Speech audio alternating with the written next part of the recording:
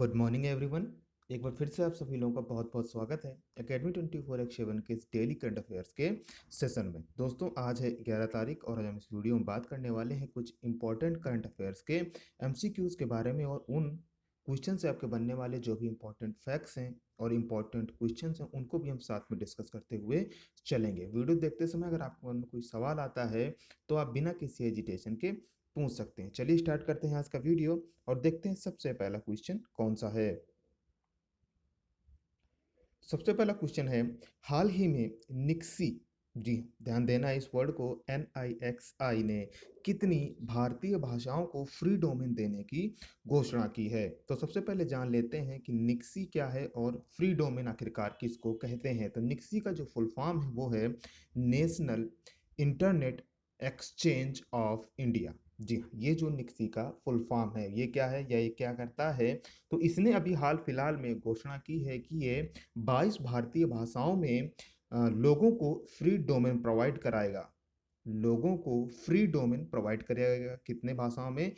22 भाषाओं में। तो ऑप्शन सी आपका सही हो जाएगा। अब डोमेन से क्या मतलब है, तो जो इंडिया का डोमेन है, जैसे मान लीजिए आप यूट्यूब अभी देख रहे हैं तो आप जो डोमेन यूज़ करते हैं वो क्या यूज़ करते हैं? www.youtube.com का यूज़ करते हैं, www.youtube.com। तो जो आखिरी में जो .com लगा है ये है आपका डोमेन।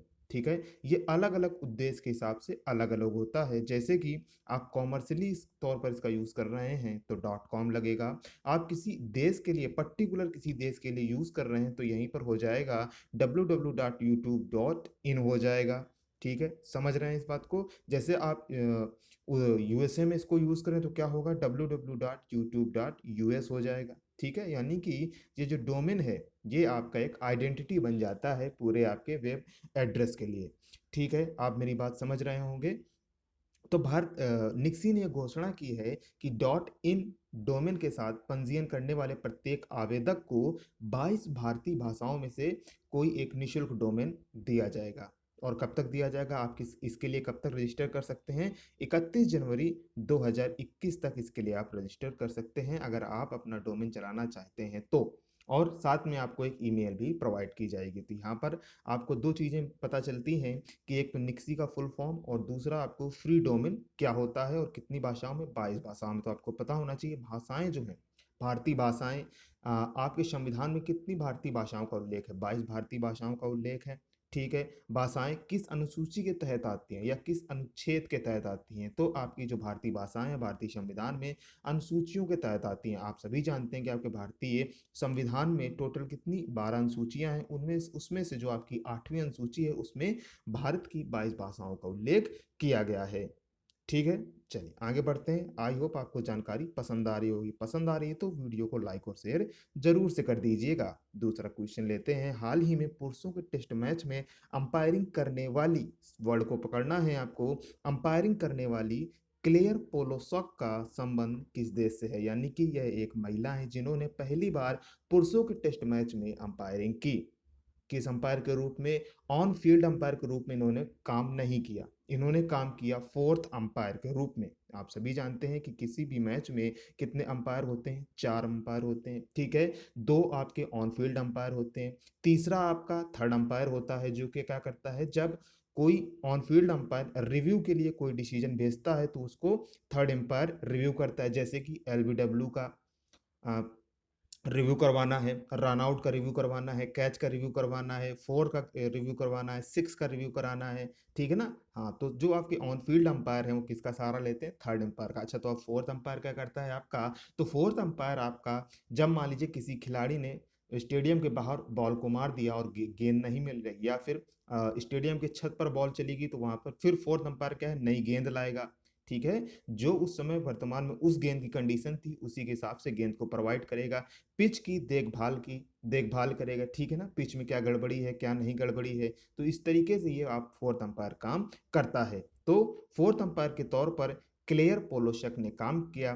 कब काम किया? अभी आप सभी जानते हैं ऑस्ट्रेलिया और भारत के मैच टेस्ट सीरीज चल रही है, तो उसमें जो आपका थर्ड टेस्ट मैच है उसमें फोर्थ अंपायर के रूप में ये शामिल हुई। कौन? क्लेयर पोलोशेक। तो इनका संबंध है ऑस्ट्रेलिया से। किस देश से? ऑस्ट्रेलिया से। और आपकी जो सीरीज कहाँ खेली जा रही है? ऑस्ट्रेलिया में ही खेली जा रही। तो ऑप्शन ए आपका सही होगा। आई होप आपको जानकारी पसंद आई होगी। तीसरा क्वेश्चन लेते हैं। हाल ही में किस राज्य सरकार ने नया बक्सरा प्रांत बनाने का फैसला लिया है? तो ऐसा क्यों किया है सरकार ने? नया प्रांत क्यों बना रही है? तो ऐसा इसलिए किया जाता है कि मान लीजिए कोई एक भौगोलिक क्षेत्र है, तो वो बहुत ही ज़्यादा बड़ा है, तो बहुत ही ज़्यादा बड़ा होने के साथ उसमें कुछ असुविधाएं भी होती हैं, ठीक है? उसको मैनेज करना मुश्किल हो जाता है, ठीक है ना? काफ़ी टफ काम हो जाता है। और क्या है, जो प्रशासनिक सुविधाएं हैं या फिर डेवलपमेंट का जो काम है, ठीक है ना? तो इस तरीके से जो उसमें क्या है, बहुत धीरे धीरे से होता है। तो इसलिए राज्य सरकारें क्या करती हैं, किसी भी प्रांत को दो हिस्सों में बांट देती हैं, जिससे कि वो क्षेत्र आपका मान लीजिए छोटा छोटा हो जाता है। तो अब वहाँ पर जो प्रशासनिक कार्य है या फिर जो डेवलपमेंट का कार्य है और जो छोटी छोटी चीज़ें हैं वो ज़्यादा तेजी के साथ हो सके, यानी कि उस क्षेत्र का विकास हो सके। ठीक है, तो ये फैसला लिया है गुजरात सरकार ने। ऑप्शन डी आपका सही होगा। तो गुजरात सरकार ने नवनिर्मित प्रांत 26 जनवरी से ये लागू हो जाएगा। यह फैसला लिया है कि 26 जनवरी से आपका यह फैसला लागू हो जाएगा, जिसमें बक्सरा, ठीक है, बक्सरा और वाडिका तालुका शामिल होंगी। ठीक है, और मैंने बता दिया क्यों वो होता है, क्यों बनाया जाता है। बात हो रही है गुजरात की, तो गुजरात के वर्तमान मुख्यमंत्री हैं विजय रूपाणी और गवर्नर हैं आचार्य देवव्रत। ठीक है, वीडियो पसंद आ रही तो लाइक और शेयर करें। अगर आपके मन में कोई सवाल आ रहा है तो आप बिना किसी एजुकेशन के पूछ सकते हैं। बढ़ते हैं चौथे क्वेश्चन की तरफ। ठीक है बाबू, चेरी ब्लॉसम माओ फेस्टिवल कहाँ पर मनाया जाता है? आंसर देने से पहले या फिर आंसर जानने से पहले आपको क्वेश्चन अच्छी तरीके से हमेशा पढ़ना चाहिए। ठीक है, हाँ, तो चेरी ब्लॉसम माओ फेस्टिवल कहाँ पर मनाया जाता है? तो यह आपका मणिपुर में मनाया जाता है। ऑप्शन ए आपका सही होगा।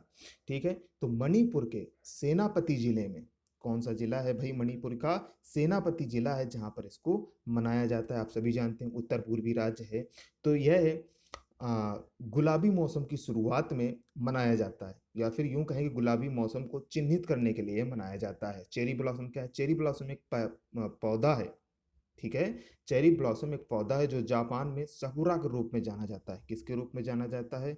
सकुरा के रूप में जाना जाता है। ठीक है, बहुत ही अच्छे फूल खिलते हैं। तो मणिपुर सरकार ने 2017 से यह फैसला लिया था कि आपका चेरी ब्लॉसम माओ फेस्टिवल मनाया जाएगा, यानी कि 2017 से इसकी शुरुआत की गई। बात हो रही है मणिपुर की, तो एक क्वेश्चन और निकलता है कि बड़ी मणिपुर के वर्तमान में मुख्यमंत्री और गवर्नर कौन है? तो भाई मुख्यमंत्री जो हैं वो हैं एन बीरेन सिंह, याद रखना है, एन बीरेन सिंह। और गवर्नर हैं नजमा हेपतुल्ला।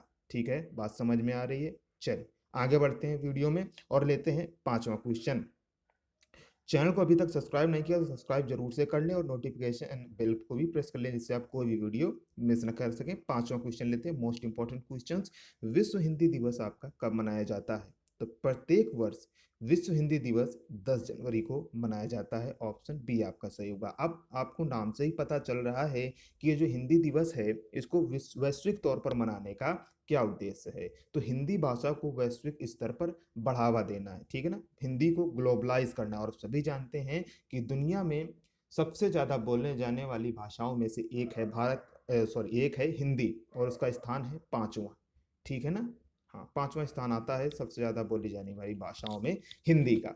तो जो ये विश्व हिंदी दिवस है, ये पूर्व प्रधानमंत्री डॉक्टर मनमोहन सिंह जी ने इसकी शुरुआत की थी। और कब की थी? सन 2006 में इसकी शुरुआत की थी। ठीक है, तब से आपका ये प्रत्येक वर्ष मनाया जा रहा है। अब आपके मन में दिमाग में ये क्वेश्चन आएगा कि विश्व हिंदी दिवस की तो बात हो गई, अब आपका राष्ट्रीय हिंदी दिवस कब मनाया जाता है? तो प्रत्येक वर्ष 14 सितंबर, ठीक है, 14 सितंबर को राष्ट्रीय हिंदी दिवस मनाया जाता है।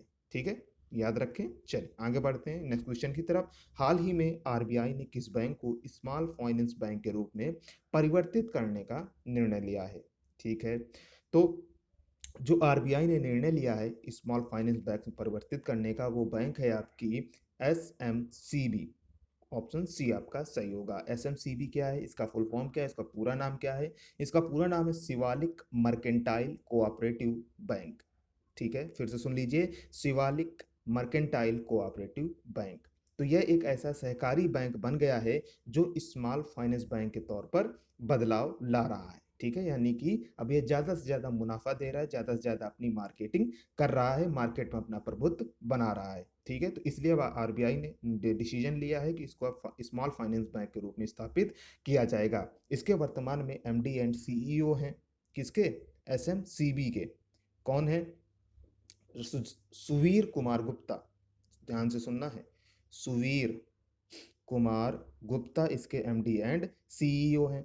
ठीक है, और यह बैंक कहाँ कहाँ पर आपकी संचालित है वर्तमान में, कहाँ कहाँ पर, तो कुछ राज्य हैं आपके, जैसे कि उत्तर प्रदेश, मध्य प्रदेश, उत्तराखंड और दिल्ली। बात हो रही है आरबीआई की, थोड़ी सी जानकारी हो जाए आरबीआई की तो ज़्यादा अच्छा है।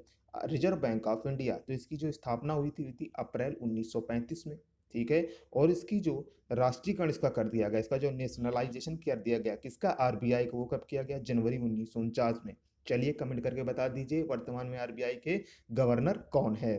सातवां क्वेश्चन लेते हैं, हाल ही में माधव सिंह सोलंकी जी का निधन हो गया। ये किस राज्य के पूर्व मुख्यमंत्री थे। ठीक है, तो इनका संबंध था गुजरात से। ठीक है ना, यानी कि ये गुजरात के पूर्व मुख्यमंत्री थे, यह एक कांग्रेसी नेता थे, यानी कि इनकी पार्टी कौन थी, कांग्रेस इनकी पार्टी थी। यह गुजरात के 3 बार मुख्यमंत्री रह चुके हैं। ठीक है, 3 बार मुख्यमंत्री रह चुके हैं और एक बार ये भारत के विदेश मंत्री के पद पर भी कार्यरत रह चुके हैं। ठीक है, यानी कि 3 times CM of Gujarat and 1 times क्या है आपके फॉरेन मिनिस्टर रह चुके हैं। ठीक है, बात हो रही है गुजरात की, तो ऊपर हम लोगों ने सीएम और गवर्नर डिस्कस कर दिया है। चलिए एक बार फिर से बता देता हूँ, सीएम है वर्तमान में विजय रूपाणी और गवर्नर है आचार्य देवव्रत।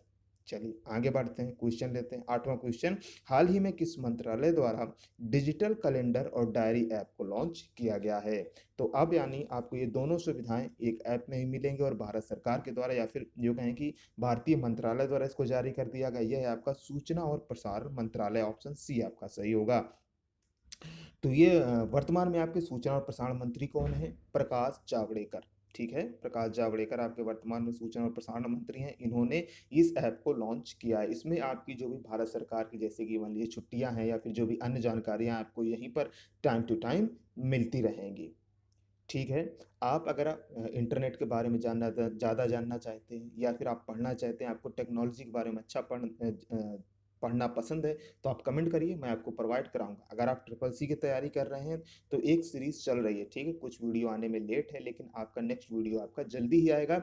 मैंने बताया था प्रैक्टिकल क्लासेस आपकी चल रही हैं। ठीक है, अभी आप दिखाया जा रहा है कि कैसे कैसे आपको प्रैक्टिकल करना है, उसके बाद क्या करना है, प्रैक्टिकल क्लासेस के बाद आपको थ्योरी क्लासेस भी चलाएंगे, यानी कि कंप्लीट कोर्स आपका कराया जाएगा। ठीक है, चल आगे बढ़ते हैं।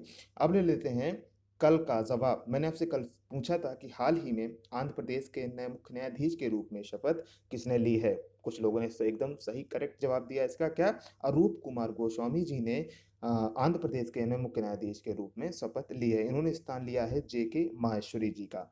ठीक है, आपके जो ऑप्शन बी और डी हैं तो ये भी आपके लिए इंपॉर्टेंट है। क्यों, क्योंकि हिमा कोहली को तेलंगाना की पहली मुख्य महिला न्यायाधीश के रूप में नियुक्त किया गया है। ठीक है, यानी कि अब ये तेलंगाना की मुख्य न्यायाधीश हैं, कौन, हिमा कोहली, और पहली महिला मुख्य न्यायाधीश हैं। याद रखने इसलिए इंपॉर्टेंट हो जाता है। और डी ऑप्शन और इंपॉर्टेंट है, कैसे, ये जम्मू कश्मीर एंड लद्दाख के ये संयुक्त रूप से मुख्य न्यायाधीश नियुक्त किए गए। ठीक है, याद रखें आपके लिए तीनों इंपॉर्टेंट, तीनों ऑप्शन बहुत ही इंपॉर्टेंट है। अब ले लेते हैं क्वेश्चन ऑफ द डे। इसका जवाब आपको कमेंट बॉक्स में कमेंट करके बताना है। हाल ही में जारी लिस्ट के अनुसार दुनिया के सबसे अमीर व्यक्ति कौन बने हैं। 4 ऑप्शन है आपके पास, इनमें से जो भी आपको ऑप्शन करेक्ट लगता है आप कमेंट बॉक्स में कमेंट करके बता दीजिए। ठीक है, वीडियो कैसा लगा आप हमें जरूर से कमेंट करें। आपके मन में कोई डाउट है, आप कोई चीज़ पूछना चाहते हैं तो बिना किसी एजिटेशन के पूछ सकते हैं। पसंद आता है तो लाइक और शेयर जरूर से करें। चैनल को सब्सक्राइब करके ही जाना है बाबू, अब इतनी दूर आ गए हैं तो ठीक है, तो अब आपको सब्सक्राइब करके ही जाना है। और क्या करना है, नोटिफिकेशन बेल को भी प्रेस कर लेना है, जिससे कि आपको सभी वीडियोस टाइम टू टाइम मिलते रहें, कोई वीडियो आप मिस ना कर सकें। ठीक है, थैंक्स फॉर वॉचिंग, मिलते हैं नेक्स्ट वीडियो में। तब तक के लिए आप सभी का बहुत बहुत धन्यवाद।